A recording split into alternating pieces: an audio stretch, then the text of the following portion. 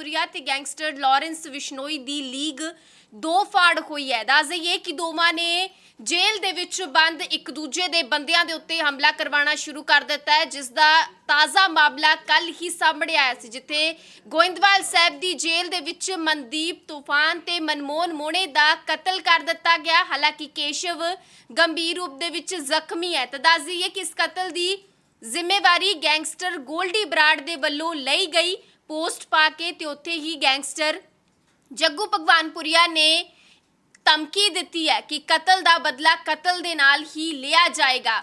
ਸੂਤਰਾਂ ਦੇ ਹਵਾਲੇ ਤੋਂ ਇਹ ਵੀ ਵੱਡੀ ਖਬਰ ਹੈ ਕਿ ਅੱਜ ਤੋਂ ਕੁਝ ਦਿਨ ਪਹਿਲਾਂ ਗੈਂਗਸਟਰ ਜੱਗੂ ਭਗਵਾਨਪੁਰੀਆ ਦੀ ਬਠਿੰਡਾ ਜੇਲ੍ਹ ਦੇ ਵਿੱਚ ਬੰਦ ਲਾਰੈਂਸ ਬਿਸ਼ਨੋਈ ਅਤੇ ਖੁਦ ਦੀ ਗੈਂਗ ਮੈਂਬਰਸ ਦੇ ਨਾਲ ਵੀ ਬਹਿਸ ਹੋਈ ਸੀ। ਬਹਿਸ ਤੋਂ ਬਾਅਦ ਝੜਪ ਵੀ ਹੋਈ ਸੀ। ਦੱਸ ਦਈਏ ਕਿ ਗੈਂਗਸਟਰ ਜੱਗੂ ਭਗਵਾਨਪੁਰੀਆ ਨੇ ਲਾਰੈਂਸ ਬਿਸ਼ਨੋਈ ਤੇ ਗੋਲਡੀ ਬਰਾੜ ਦੀ ਪੰਜਾਬੀ ਗਾਇਕ ਸਿੱਧੂ ਮੂਸੇਵਾਲਾ ਕਤਲकांड ਮਾਮਲੇ ਦੇ ਵਿੱਚ ਮਦਦ ਕੀਤੀ ਸੀ।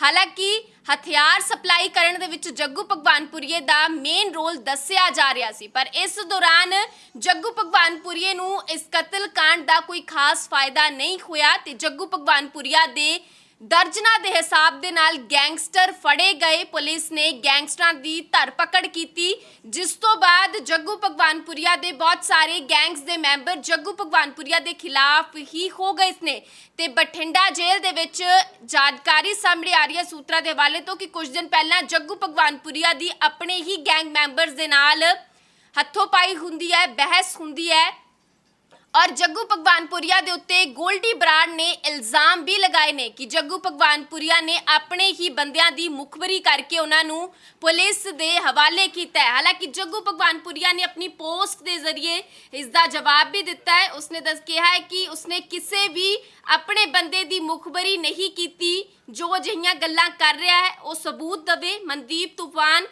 दा कतल साडे लई इक वड्डा घाटा है, जिन्हां ने भी ये काम कीता है उन्होंने इसका खमियाजा भुगतना पएगा। तो उत्थे ही गोल्डी बराड़ दे वल्लों पोस्ट सांझी करके ये कहा गया है, गोल्डी बराड़ दे वल्लों पोस्ट सांझी की गई है, जिस विच उसने नाम लए ने कि सचिन भिवानी, अंकित सिरसा, दीपक मुंडी, मनप्रीत पाऊ ते कशिश इन्हां दे वल्लों जग्गू भगवानपुरिया दे मैंबरां नूं यानी मनदीप तूफान, मनमोहन मोहना ते केशव दी कुटमार की गई है। गोल्डी बराड़ दे वल्लों जिथे इस कतल की जिम्मेवारी ली गई है, उत्थे ही ये भी दस्या गया है कि मनमोहन मोहना, मनदीप तूफान ते केशव दे वल्लों कुछ दिन पहला मनप्रीत पाऊ दी जेल दे विच कुटमार की गई सी ते फिर साडे भरावां ने एक पासे हो के अज इन्हां नूं मार दिता है, क्योंकि जग्गू ने मन्नू ते रूपा दी जगरूप रूपा ते मनप्रीत मन्नू जिन्हां दा अमृतसर के नज़दीक एनकाउंटर किया गया सी। गोल्डी बराड़ ने इल्जाम लगाए ने कि जग्गू भगवानपुरिया ने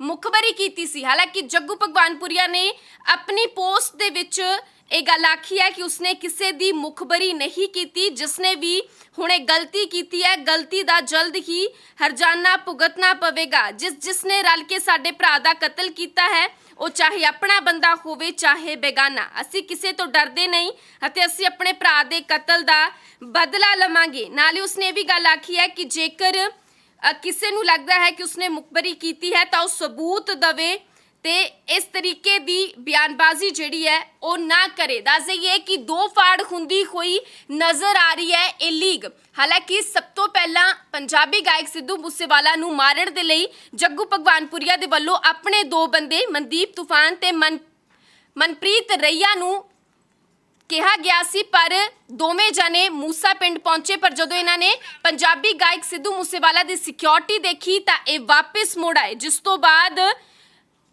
इन्हां ने फोन अपने बंद कर ले, फोन स्विच ऑफ कर ले ते कतल की जिम्मेवारी प्रियव्रत फौजी हरियाणा ते पंजाब दे मॉड्यूल नूं दित्ती गई। उन्होंने कतल कीता। हालांकि इस कतल दे विच जग्गू भगवानपुरिया दे वल्लों हथियार सप्लाई किए गए ते होर मदद की गई, पर हुण ये लीग दो फाड़ हुंदी हुई नज़र आ रही है, क्योंकि कुछ दिन पहला खबर आ रही ने कि जग्गू भगवानपुरिया ते भी जेल दे विच अटैक हो चुकिया है।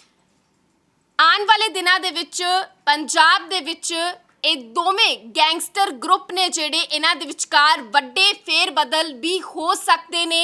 ਲੌਬਿੰਗ ਚੱਲ ਰਹੀ ਹੈ, ਇੱਕ ਦੂਜੇ ਦੇ ਗੈਂਗ ਮੈਂਬਰਸ ਨੂੰ ਆਪਣੇ ਗੈਂਗ ਦੇ ਵਿੱਚ ਮਿਲਾਉਣ ਦੀਆਂ ਕੋਸ਼ਿਸ਼ਾਂ ਚੱਲ ਰਹੀਆਂ ਨੇ, ਜਿਸ ਦੇ ਚਲਦਿਆਂ ਗੋਇੰਦਵਾਲ ਸਾਹਿਬ ਦੀ ਜੇਲ੍ਹ ਦੇ ਵਿੱਚ ਵੀ ਝੜਪ ਹੋਈ ਸੀ।